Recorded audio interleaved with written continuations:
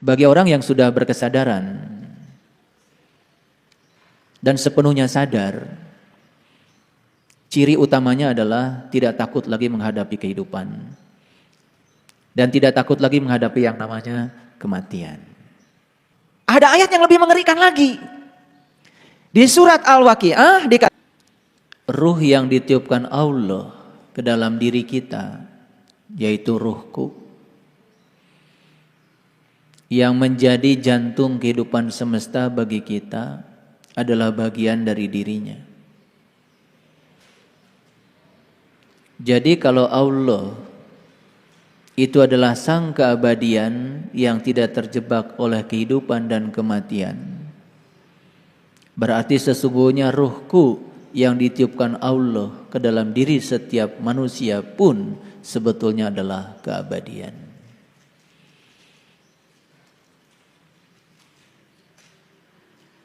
Bagi orang yang sudah berkesadaran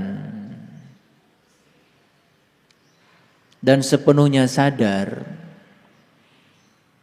ciri utamanya adalah tidak takut lagi menghadapi kehidupan dan tidak takut lagi menghadapi yang namanya kematian. Karena bagi yang sadar, diri sejatinya tidak akan pernah terjebak oleh kehidupan juga kematian. Modal ini yang akan membawa hidup kita penuh dengan keberkahan. Modal ini yang akan membawa kita dalam hidup ini penuh dengan keberlimpahan. Karena kita sudah menemukan kebahagiaan di dalam diri kita, itulah kuncinya sukses. Orang yang tidak sadar menganggap bahagia itu menunggu kalau sudah sukses. Orang yang sadar justru bahagia dulu, kesuksesan akan datang. Orang yang sadar untuk bahagia tidak usah menunggu teman yang baik datang. Dia bahagia aja dulu, dan teman yang baik pasti akan datang. Jadi kalau bahagia itu selalu banyak syarat yang di luar dan memaksa agar yang di luar seperti yang kita mau, sebetulnya kita semakin jauh dari bahagia. Kita hanya menjadi seorang penunggu dari kebahagiaan itu. Padahal kalau ingin berbahagia, ya berbahagialah. Sesederhana itu. Sekali lagi, kalau ingin berbahagia, ya berbahagialah. Sesederhana itu. Oleh karena itu, pada kesempatan yang penuh berkah ini, kita bersyukur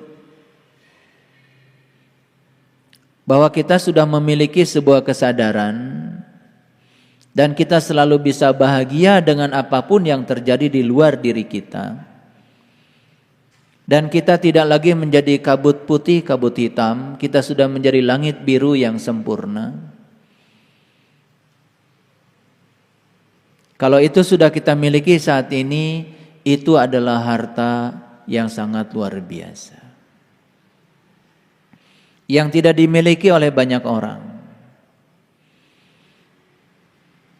Oleh karena itu, memiliki kesadaran yang semacam itu merupakan sebuah puncak dari kehidupan.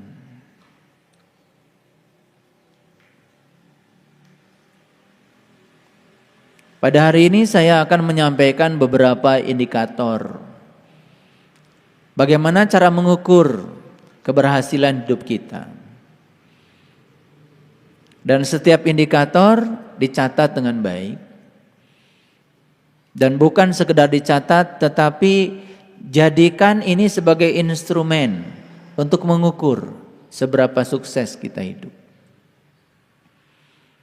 Oleh karena itu, mari kita awali kajian yang penuh berkah ini seraya menyampaikan penghormatan yang setinggi-tingginya pada sang jantung kehidupan semesta. Daya kehidupan semesta yang luar biasa yang masih kita rasakan sekarang sebagai detak jantung kehidupan kita. Mari kita puji Allah bersama-sama membaca hamdalah. Alhamdulillahirabbil alamin. Mari kita awali kajian ini bersama-sama memohon ridho dan berkah Allah. Dengan kelembutan dan cinta kita sapa asmanya dengan membaca basmalah. Bismillahirrahmanirrahim.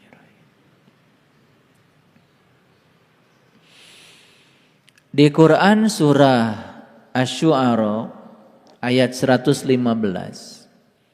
Seperti yang sudah saya tayangkan di screen ini.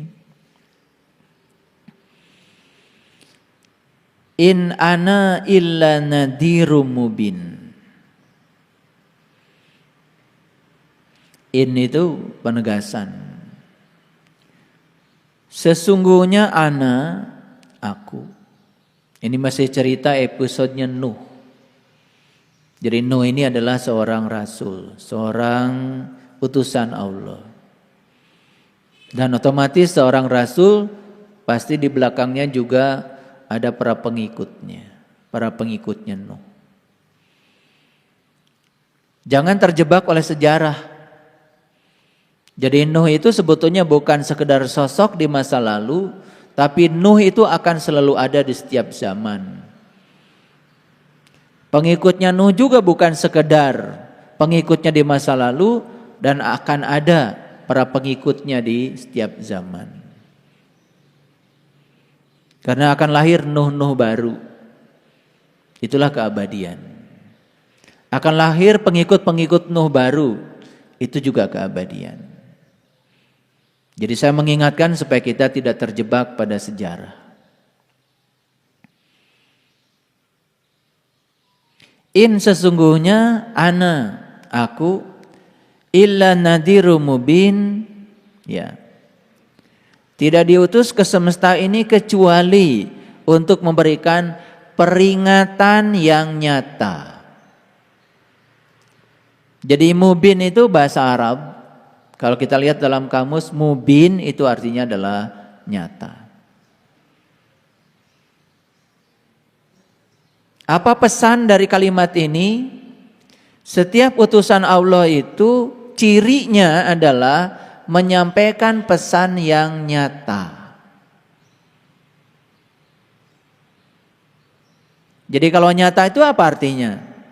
Bisa dibuktikan. Kalau nyata itu apa artinya?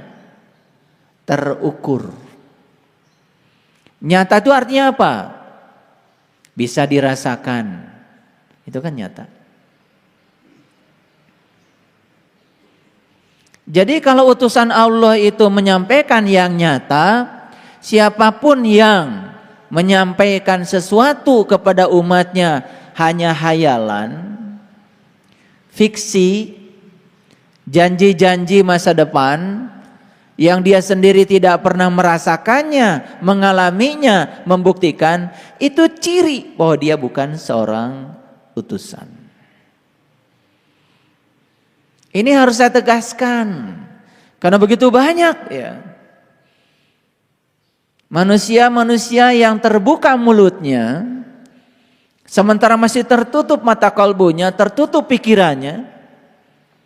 Lalu seakan-akan sedang menyampaikan kebenaran, padahal yang disampaikan itu hanya hayalan-hayalan, ilusi pikirannya sendiri yang dia pun belum membuktikannya. Jadi mubin itu artinya nyata. Nadhirum mubin adalah peringatan yang nyata. Jadi peringatan itu harus bisa dibuktikan. Kapan dibuktikannya? Di sini, saat ini, sekarang.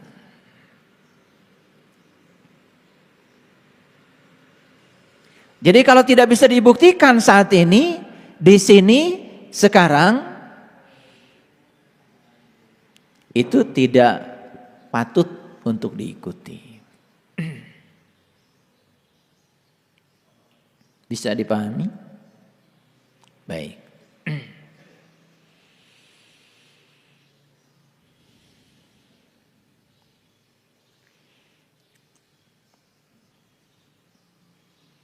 Oleh karena itu maka uswatun hasanah yang diajarkan oleh para utusan itu pasti sesuatu yang dapat dilakukan oleh pengikutnya.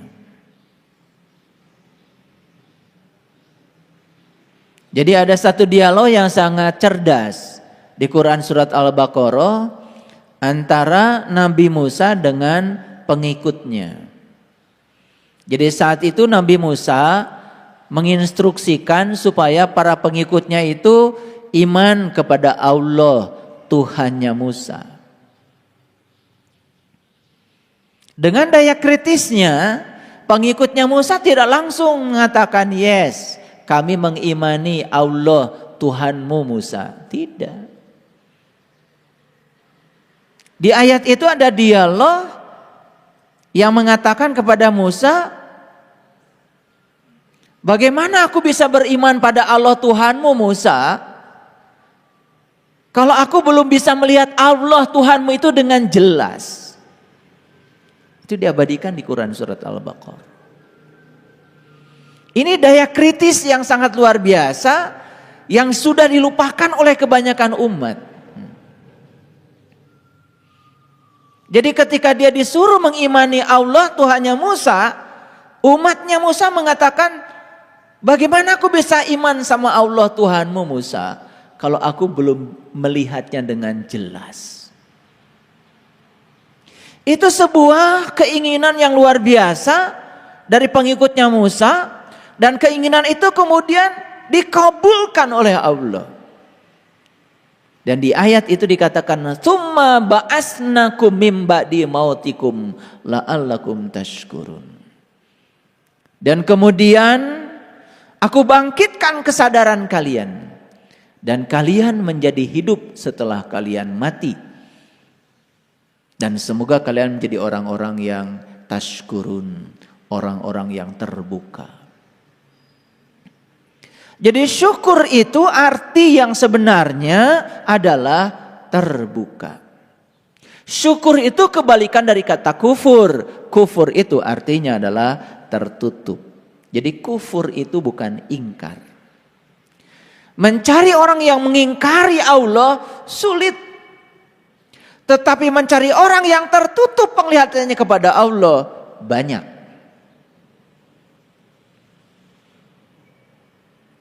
Jadi jangan heran kalau di Quran dikatakan orang yang bersyukur itu jumlahnya sangat sedikit. Qalilam ma tashkurun. Qalil dalam bahasa Arab itu artinya 1%. Sedangkan kasir dalam bahasa Arab artinya 99%. Jadi qalil itu cuma 1%. Sedangkan kasir 99%. Jadi kalau Quran mengatakan qalilam ma tashkurun, yang bersyukur itu cuma 1%, berarti yang terbuka. Yang terbuka. Yang sudah terbelah langit rohaninya sehingga dia bisa menyaksikan sejati dirinya. Itu sebetulnya cuman 1%. Jadi orang yang beriman sungguhan itu bisa jadi cuman 1%. Yang ngaku beriman tentu saja banyak. Saya tidak cerita orang yang mengaku beriman, tapi saya cerita orang yang beriman.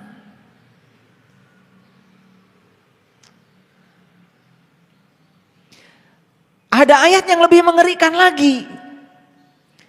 Di surat Al-Waqiah dikatakan sullatum minal awwalin wa qalilum minal akhirin. Jadi yang 1% ini awalnya banyak. Dan yang 1% ini akan disaring lagi. Akhirnya menjadi qalil dari qalil. Paham ya? Supaya gampang pakai matematik deh. Kalau orang beriman ini 1000, 1% dari 1000 berapa? 10. Nah yang 10 ini akan disaring lagi. Sullatu minal awalin, awalnya 10, wa qalilu minal akhirin, qalil akhirnya hanya sisa 1% lagi dari 1%. Jadi kalau 1000, 1%-nya 10, 1% dari 10. 0,1. Satu aja enggak, ini dari 1000 nih. Makanya angkanya kita ngitungnya dari 1.000.000 aja deh. Jadi kalau 1.000.000 itu ya, manusia yang beriman itu qalil. Yang sungguhan loh, bukan yang ngaku. Yang ngaku mah banyak. Yang sungguhan. Iman yang ilmu yakin, ainul yakin, hakul yakin, bahkan isbat al yakin. Iman yang sungguhan. Nah dari 1.000.000 deh. Atau dari semua penduduk bumi kalau begitu. Jadi kalau penduduk bumi sekarang 7 miliar. Coba hitung. 1% dari 7 miliar. Berapa?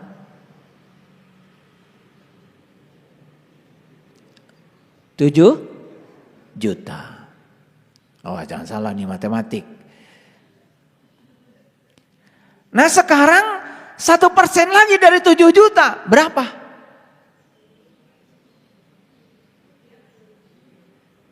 7.000. Jadi kalau penduduk bumi ini 7 miliar, yang iman sungguhan qalil 1%, 7 juta. 1% lagi dari 7 juta, 7.000.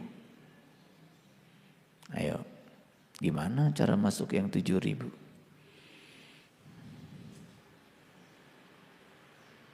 Sullatu minal awalin, awalnya banyak, wa qalilu minal akhirin. Jadi sesungguhnya nanti sisanya itu cuman 1% dari 1%.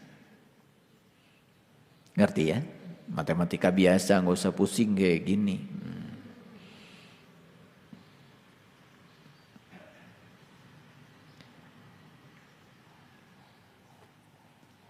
Gitu. Nah, oleh karena itu para utusan Allah itu diutus ke semesta ini hanya untuk menyampaikan peringatan yang nyata.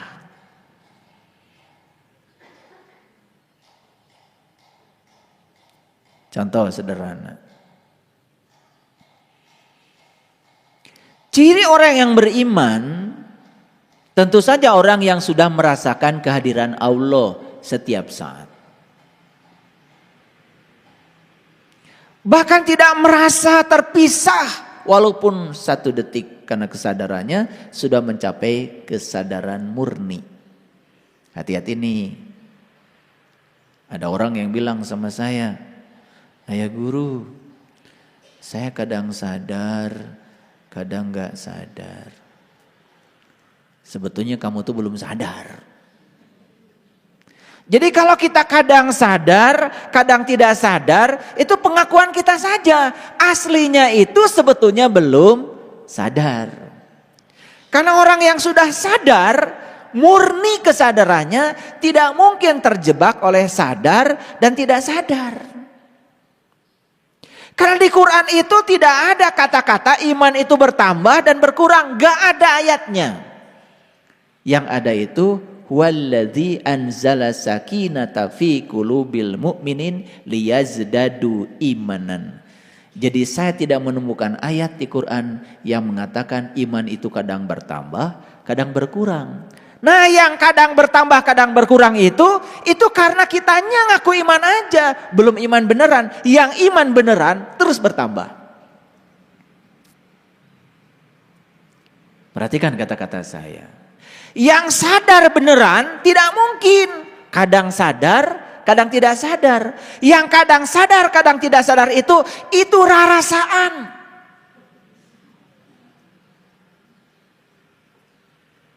Rarasaan teh sadar, nanti rarasaan teh sadar, padahal aslinya sebetulnya belum sadar. Maka mereka yang sudah mencapai kesadaran murni tidak mungkin terjebak oleh kadang sadar, kadang tidak sadar. Kadang nambah, kadang kurang, gak ada. Yang imannya suka kadang nambah, kadang kurang, itu karena rarasaan teh geus iman. Paham ya? Awas, ini jangan sampai kecele ya. Ngaku-ngaku. Gitu. Nah, orang yang sadar nih, ngerti sadar. Makanya sering disebut hidupnya itu sudah meditatif, itu bahasa kerennya. Hidupnya itu sudah meditatif. Meditatif berasal dari kata meditasi. Pernah lihat orang meditasi?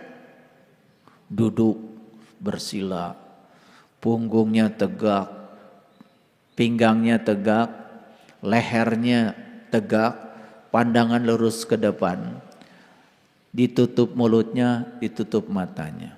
Itu meditasi? Yes. Tetapi orang yang sedang meditasi semacam itu belum tentu hidupnya meditatif.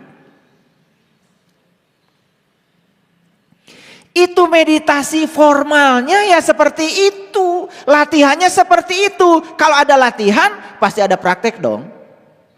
Kalau ada latihan ada pertandingan dong. Nah pertandingannya itu tidak terjadi di situ. Makanya orang yang meditatif itu adalah orang yang ketika dia melakukan aktivitas apapun itu dalam keadaan sadar. Itulah yang disebut dengan ulul albab. Makanya prosesnya itu adalah untuk dapat ulul albab kata Quran itu harus mendengar. Alladzina yastami'unal qaul, dan orang-orang yang mau mendengar. Jadi beruntung nih para sahabat yang masih mau memasangkan telinga untuk mendengar. Karena itu kunci awalnya hidayah. Fayattabi'una ahsanahu. Tapi tugas berikutnya setelah mendengar apa? Mengikuti yang terbaik. Ulaika hadahumullah. Kalau setelah mendengar itu mengikuti, maka dia akan mendapatkan akan mendapatkan hidayah. Ulaika hum ulul albab, maka puncaknya hidayah dia menjadi ulul albab. Nah, siapa ulul albab itu? Adalah orang yang berdiri, duduk dan berbaring selalu ingat kepada Allah. Ingat kepada Allah berarti selalu merasakan kehadirannya. Tidak ada rasa keterpisahan dengan dia. Itu yang disebut dengan hidupnya sudah meditatif. Paham? Oke, sekarang saya mau nanya nih. Nih kalian duduknya meditatif enggak? Ya disebut meditatif kalau sadar sedang duduk. Sadar nggak sekarang sedang duduk? Nah itu meditatif. Makanya ketika sedang duduk nikmati. Ketika sing siremen nikmati aja. Jadi pengamat bagi diri sendiri. Nanti juga hilang, nikmati aja. Jangan cengeng, baru duduk sebentar, cara rangke. Sadari aja, ketika cangkel jadi pengamat saja. Itu namanya duduknya meditatif. Sekali lagi, sadar gak sekarang sedang duduk? Nah, itu namanya meditatif. Pertanyaan berikutnya, sadar gak kenapa bisa duduk?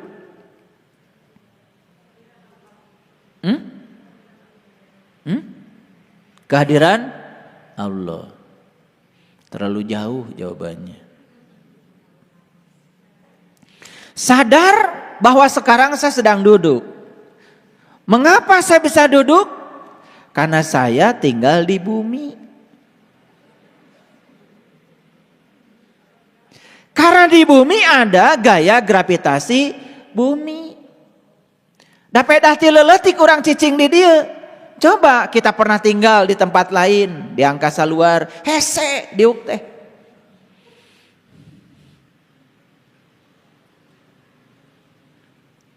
Kita sekarang masukkan kopi, nyeduh kopi, ngambil air panas, kocek-kocek, geluk.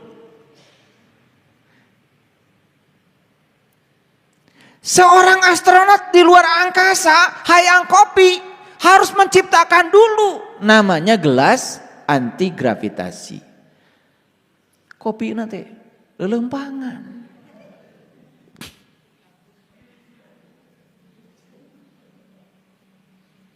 Bayangkan oleh Bapak Ibu betapa repotnya kalau kita masak di ruang angkasa. Katelna hiber, minyaknya di mana? Ayo. Karena kita tuh nggak pernah sampai situ kesadarannya. Makanya kesadaran setiap orang berbeda-beda. Saya tanya tadi, sadar nggak sedang duduk? Sadar. Sadar nggak kenapa bisa duduk? Kalau tahu kita bisa duduk karena kita ditarik oleh bumi, oleh gaya gravitasi. Sebetulnya kita pun menarik bumi. Kita dan bumi itu tarik menarik. Itu yang disebut dengan gaya gravitasi Newton. Besarnya gaya kita pada bumi sama dengan besarnya gaya bumi pada kita. Disebutnya gaya aksi reaksi. Disebutnya hukum ketiga Newton. Pernah belajar? Kakarang ngadenge. Dulu pernah belajar di SMA tapi ngemerhatikan. Padahal ini kan hukum alam. Sebetulnya tidak ada hukum Newton, yang ada tuh hukum alam, hukum Allah. Cuma karena Newton pernah menemukan kesadaran ini untuk menghormatinya, sebutnya itu hukum Newton. Newton udah mati, hukum itu tetap aja sekarang berlaku. Kan kalian bisa duduk. Tadi jawabannya sudah langsung karena kehadiran Allah. Bohong, belum sadar itu. Terus bertahap sampai suatu saat bisa sampai pada kesimpulan bahwa kehadiran gaya gravitasi itu kehadirannya. Itu nanti berikutnya. Nah, kalau kesadaran sudah sampai situ, duduk saja menjadi meditatif. Tadi dari luar dari mobil ke sini jalan kaki, meditatif nggak? Nah, orang yang meditatif setiap langkahnya itu disadari. Bersyukur bisa melangkah, bersyukur punya kaki, bersyukur kakinya bisa dilangkahkan. Bersyukur masih ada daya dalam diri yang membuat kaki melangkah, disadari. Saya yakin kalau orang yang jalannya meditatif, moal titajong. Titajong itu karena terburu-buru.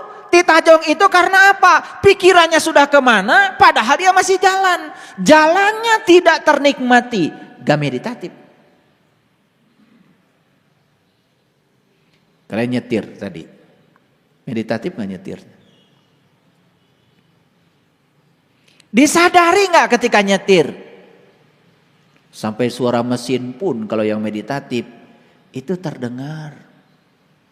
Begitu oper gigi transmisi 1, 2, 3 saatnya dioper, saatnya kecepatan tinggi itu terasa. Ketika mesin ngegerung karena apa? Ya, tenaga terlalu besar. Putaran gigi terlalu rendah. Coba kasih gigi 2, tenaga besar. Padahal jalan sudah rata. Pengennya kan gigi 3, gigi 4, gigi 5, gigi 6. Pengennya kan begitu. Coba begitu sejalan. Jalan rata, gaya gravitasi yang harus dilawan tidak terlalu berat. kasih gigi 4, kasih gigi 5, set, mobil tuh. Suara mesinnya itu terasa meditatif. Ngahiji diri jeung mesin, ngahiji diri dengan kendaraan.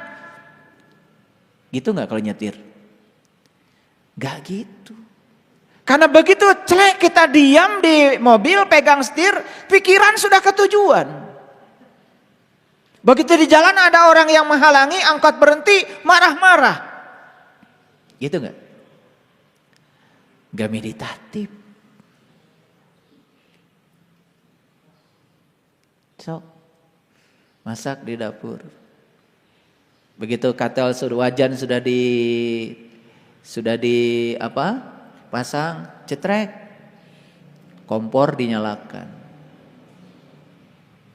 Sadar nggak kenapa bisa nyala? Karena saking rutin tiap hari lihat nyala api sampai tidak disadari. Pernah nggak menyadari kenapa bisa nyala? Ada apa di situ? Kan nyala itu proses oksidasi. Proses oksidasi, apa itu? Karena ada gas. Gas ketemu dengan api, nyala. Tetapi jangan lupa oksidasi itu perlu oksigen. Kalau tidak ada oksigen di sini, gaduh gas gak ada mual hurung. Karena ada ruang kosong, di sini ada oksigen. Jadi kehadiran oksigen dibutuhkan bukan sekedar buat napas, tapi untuk membuat kompor kita jadi nyala. Betul nggak? Sadar nggak itu?